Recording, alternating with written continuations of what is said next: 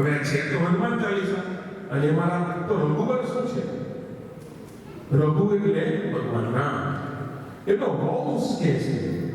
હવે રઘુવંશની અંદર હનુમાનજી કેવી રીતે બેઠા એની કથા આપણે એક વાર વાત કરી પરમ છે કે ભાઈ પેલો જે ચરુ હતો, એ ચરુ જેના દ્વારા ભગવાન રામનો જન્મ થયો, અને એ જ ચરુ જે પવન દેવે અંજલિના કાન વડે અંદર રેડ્યો અને એમાંથી ગર્ભ થયો, તો એનો અર્થ એમ કે જે ચરુથી ભગવાન રામ અને એ જ અમૃતથી હનુમાનજી પણ એક વાત એ.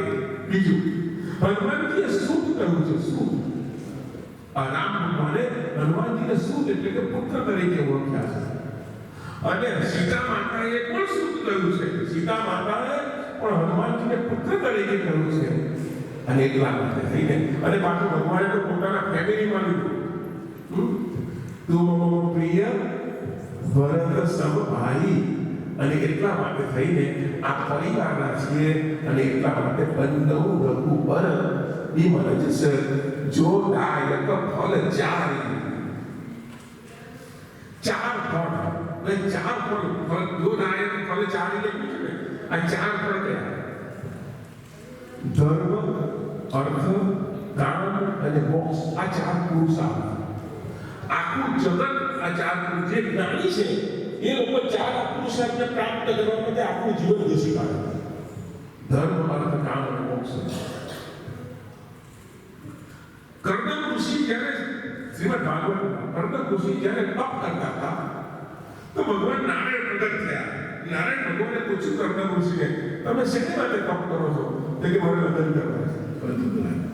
લગ્ન કરવા માટે તપ કરવાનું, પણ તપ કરવાની આવશ્યકતા થશે જ લગ્ન. પણ ના, મને જે તેવી સ્ત્રી નથી જોઈતી, મને ચાર પુરુષાર્થ પ્રાપ્ત કરી આપી એવી સ્ત્રી જોઈએ છે. એનો પ્રયત્ન કે સ્ત્રીમાં તાકાત બતાવી છે. કર્દમે પણ કે મને મારે લગ્ન કરવા છે, પણ મને એવી સ્ત્રી જોઈએ. પછી દેવ સ્ત્રી સાથે લગ્નની વાત છે, પણ એવી સ્ત્રી જોઈએ કે જે આ ચાર પુરુષાર્થના. એનો અર્થ એમ પણ થાય, એકલો પુરુષ હોય તો અધૂરો કેવાય. એક રીતે સ્ત્રી આવે અને સ્ત્રી કે એ લોકો સંસાર ચાલે, અને એમાંથી ધર્મ, અર્થ, કામ અને મોક્ષ. ને સવાલ જ નથી, એકલાથી તો કામ પોસાય નહીં, એકલાથી મોક્ષ થાય નહીં. અને એટલા માટે આપણા જે લગ્ન થાય છે એના ચાર ફેરા હોય, એમાં 3 ફેરાની અંદર પુરુષ આગળ, સ્ત્રી એને કહેતી હોય કે ધર્મની અંદર તું આગળ જજે, હું તારી પાછળ છાયો રહીશ.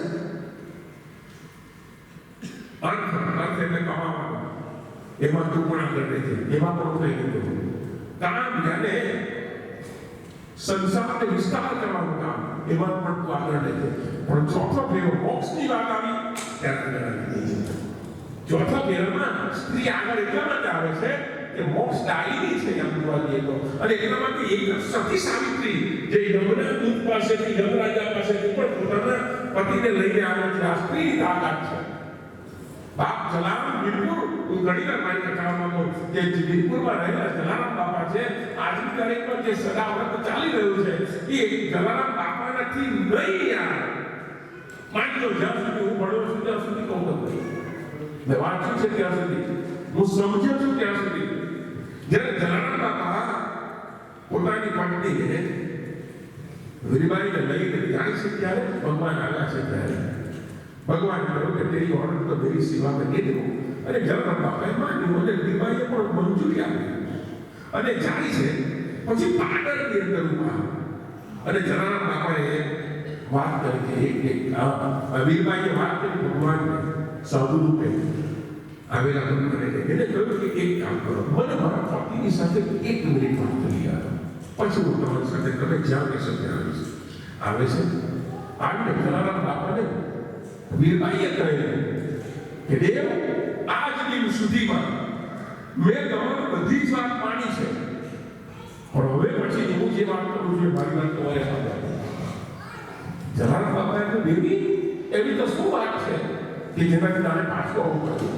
અને ત્યારે વીરબાઈએ જલારામ બાપાને કહેલું કે આપણે આટલા વર્ષોથી આ સદાવ્રત ચાલુ રાખ્યું છે, બીજું બધું જ બંધ થઈ જાય તો ચાલશે, પણ સદાવ્રત તમે અખંડ ચાલુ રહે એવી મારી અંતરની ઈચ્છા છે, એ મારી ઈચ્છા મારી પૂરી કરજો.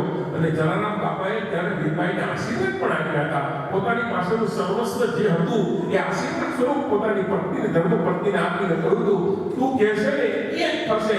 એનો અર્થ એમ થયો કે જલારામ બાપાની ઈચ્છા હોય કે ના હોય, પણ મીરાબાઈ માની ઈચ્છાને કારણે આજની તારીખમાં મીરપુરની અંદર સદાવત ચાલે છે. તો કહેવાનો ભાવાર્થ એ છે કે સ્ત્રી છે, અહીંયા ચાર પુરુષાર્થની વાત કરી. જો નાયક ફલચારી, આ ચાર પુરુષાર્થની અંદર પહેલો છે ધર્મ. ધર્મ એટલે શું? પહેલી વાત આ તિલક કરીએ, આ કંઠા લગાવીએ, આ ભજનો કરીએ, કથાઓ કરીએ, એટલે કે ધર્મ. ધર્મને સીધી રીતિમાં કોઈ ઇઝ ઇક્વલ ટુ તમારા જીવનમાં, વ્યવહાર જીવનમાં એકદમ સીધા અને સરળ રીતે તમે રહો, બધાની સાથે હરી મળીને રહો, આનું નામ ધર્મ છે. અઘરી વાત છે ને ઇઝી પણ વાત છે. આપણને ત્યાં આવવાનું નહીં ના, through you, from you and by you. ધર્મ તમે ધર્મિષ્ઠ છો કે નહીં એનું બેરોમીટર અને પ્રમાણ તમારા હાથમાં છે. થ્રુ યુ, ફ્રોમ યુ અને બાય યુ કોઈ ઊંચી હોવો જોઈએ નહીં. પતી ગઈ વાત. કેટલો નાનો ધર્મની વ્યાખ્યા છે. તમારાથી, તમારા વડે, તમારા લીધે કોઈ ઊંચી હોવો જોઈએ નહીં. એ કેમ? તમારા એન્ટાયર ફેમિલી અને તમારી આજુબાજુનો વર્ગ એક તમારે જોવાનો, એક તમારી દુનિયા છે, એક તમારો સમાજ છે. એ લોકો તમારાથી દુઃખી હોવા જોઈએ નહીં. બસ પ્લીઝ તમે ધર્મિષ્ઠ છો. અને ક્ષત્રિય ધર્મ અને સર્વ ધર્માન પરિત્યજ્ય માં એકમ શરણં વ્રજ, એ જે કૃષ્ણએ જ્યારે વાત કરી તે પણ આ જ ધર્મની એને બરોબર જો એમ આમાં ગુજરાતી ધર્મ કહ્યું ને આ ગીતામાં કેવું છે બાળકો, જેવું તેવું નહીં. સર્વ ધર્માન પરિત્યજ્ય માં એકમ શરણં વ્રજ એમ ભગવાને કહ્યું. તો સર્વ ધર્માન પરિત્યજ્ય આ મહારાજ બધું ભગવાન છોડાવે, આપણી માળા છોડાવે, આપણું તિલક છોડાવે નહીં. તો અત્યારે વ્યવહારિક ધર્મની અંદર જે છે, તું જેને મારા કહે છે એ બધાને છોડીને મારી પાસે, એનો અર્થ એમ કે વ્યવહારિક ધર્મ અને વ્યવહારિક જીવનને ધર્મને સ્થાન આપવામાં આવ્યું છે. તો ધર્મ બીજું છે અર્થ. અર્થ એટલે કમાવું તો કરું પણ શું? તો કે ભગવાનનું નામ સ્મરણ કમાઈએ કે જેનાથી આ લોક અને પરલોક આ બંને આવું ભગવાન દાદાની પાસે માંગવામાં આવ્યું છે, આવું ભગવાનની પાસે માંગવામાં ગુરુના ચરણની ભજને મારા મનના મનરૂપી મુકુરિયાને દર્પણને સાફ કરી અને વર્ણ રઘુવર, હું રઘુવરનો વંશ અથવા તો રઘુવરની કથા વિસ્તારવા જઈ રહ્યો છું. મને ચાર ભાવ જોઈએ છે: ધર્મ, અર્થ, કામ અને મોક્ષ. કામ એટલે કે કામના અને મોક્ષ મુક્તિ. આ ચાર ભાવની વાત પહેલા પ્રોગ્રામમાં થઈ છે. હવે બીજો ડોહો છે, બુદ્ધિહીન તનુ જાની કે સુમિરો પવન કુમાર. બલ, બુદ્ધિ અને વિદ્યા દેહ મોહી હરહુ કલેશ વિકાર. બુદ્ધિહીન તનુ, તુલસીદાસજીએ એમ કહ્યું છે, આનો અર્થ પાછો કહી દઉં પહેલા ગુજરાતીનો, કે હું મારી જાતને બુદ્ધિહીન સમજીને શ્રી હનુમાનજી આપનું હું સ્મરણ કરું છું. પ્રભુજી મને બુદ્ધિ, બળ અને વિદ્યા આપો અને મારા વિકારોનો નાશ કરો. આ એકદમ શુદ્ધ ગુજરાતી આવું છે. હવે એનો અર્થ સમજીએ. બુદ્ધિહીન તનુ જાની, એટલે કે હું મારી જાતને તો અક્કલ વગરનો સમજુ છું, બુદ્ધિ જ નથી મારામાં, હું અજ્ઞાની છું પહેલેથી. આ સરળતા જે છે તુલસીદાસજીની, કે હું જે લખું છું, હું જે કહું છું એ હું તમને જે કહું છું અર્પણ કરું છું, પણ મારામાં એવી અક્કલ નથી, અમારા બુદ્ધિ નથી, કદાચ અભિવ્યક્ત થઈ જાય એટલે પહેલેથી ક્ષમા માંગી છે. અને આ મોટા માણસોની નિશાની છે કે પહેલેથી એ નમ્ર અને વિનમ્ર રહે છે. મેં પહેલા પણ કહ્યું કે તમે બુદ્ધિવાન થઈ શકો, ધનવાન થઈ શકો, જ્ઞાનવાન થઈ શકો, પણ સરળ થવું ઇટ ઇઝ ટુ હાર્ડ. ઊંચાઈ મળે પછી સરળ થવું એ તો બહુ અઘરું કામ. તમારી પાસે થોડું ધન હોય, થોડી બુદ્ધિ હોય, થોડું સમાજમાં માન વધે અને એમના માટે તમે જો ત્યાં પછી આપણે સરળ નહીં થઈ શકીએ. ત્યાર પછી તો બુદ્ધિહીન તનો જાણીને સુવિધો ભવન કુમાર. બળ, બુદ્ધિ અને વિદ્યા હવે બજાવી લાગશે. બળ એટલે કયું બળ? જીભ નાના મતલબ જીભમાં જઈને ડોલા બનાવી એ બળ એ નહીં. હનુમાનજી પાસે કયું બળ માંગવું? બળ, બુદ્ધિ અને વિદ્યા દેવું મોહી. આ કયું બળ, કઈ બુદ્ધિ? બળ એટલે આત્મબળ, મનોબળ. અને બળ પણ કેવું હોવું જોઈએ? ભદ્ર હોવું જોઈએ. ભગવાન શ્રી કૃષ્ણના એક ભાઈનું નામ છે બલભદ્ર. બળ છે પણ કેવું છે? ભદ્ર, અભદ્ર નથી. અભદ્ર એટલે અવિવેક, અભદ્ર એટલે નહીં ગમે તેવું. તો બળ કેવું હોવું જોઈએ? આત્મબળ, મનોબળ અને બળ કહેવાય. આવું હનુમાનજી પાસે છે એટલે માન્યું.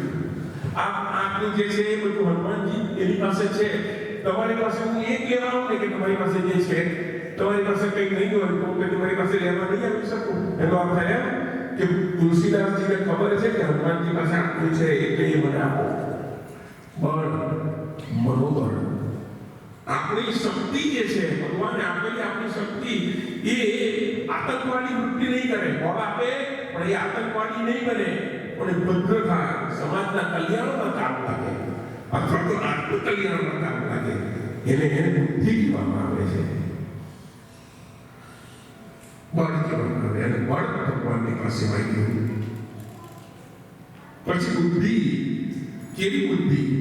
તો કહે છે કે અમારું બળ આવી ખરાબ વૃત્તિની અંદર નહીં જાય એવી બુદ્ધિ આપો. બળ અને બુદ્ધિ જે છે એ સંસારમાં રહેવા માટે કામ લાગે. એટલે કે સંસારમાં જોઈએ છે એટલે બળ અને બુદ્ધિ જ્યાં સુધી આપણે સંસારમાં છીએ ત્યાં સુધી. પણ વિદ્યા જે છે એ કેમ માંગી? બળ, બુદ્ધિ, વિદ્યા તે હું નહીં. તો વિદ્યા એટલે કઈ વિદ્યા? કઈ વિદ્યા? તો કહે છે કે આ લોકમાં નહીં, ભવસાગરથી પાર કરે તેવી સા વિદ્યા એ મુક્ત. સંસ્કૃતમાં એવું કહેવાય. અમને કેવી વિદ્યા કહીએ? સા વિદ્યાય મુક્ત. એટલે અમને મુક્તિ અપાવે એવી વિદ્યા તમે આપો. તો બળ, બુદ્ધિ અને વિદ્યા જે ભવસાગરથી પાર કરે છે. આર્ટ ઓફ લિવિંગ અને આર્ટ ઓફ લિવિંગ. સમજણ પડી કે નહીં? શું બે સ્પેલિંગ ફરક છે? ઉચ્ચારણ એટલે LIVING આર્ટ ઓફ લિવિંગ અને LEAVING છોડી દેવાનું. એકમાં રહેવાનું છે, એકમાં છોડી દે. છે તો બંને નામ છે આર્ટ ઓફ લિવિંગ. એમ બળ અને બુદ્ધિથી તુલસીદાસજી કહે છે બળ અને બુદ્ધિ અમને એવા આપો કે જેનાથી અમે આ સંસારની અંદર હોશિયારીથી રહી શકીએ, અને વિદ્યા એવી આપો કે જેનાથી અમે પરલોક પણ અમારું જે છે એ સાધી શકીએ. તો આર્ટ ઓફ લિવિંગ આને કહેવાય. અને આગળ બહુ સરસ વાત આવે છે. હરહુ કલેશ નિકાલ. કલેશ કયા કેટલા છે? કેટલા પ્રકારના કલેશ છે? 5 પ્રકારના કલેશ છે. કેટલા પ્રકારના? 5 પ્રકારના કલેશ. આ કલેશના નામ છે. એક છે અવિદ્યા,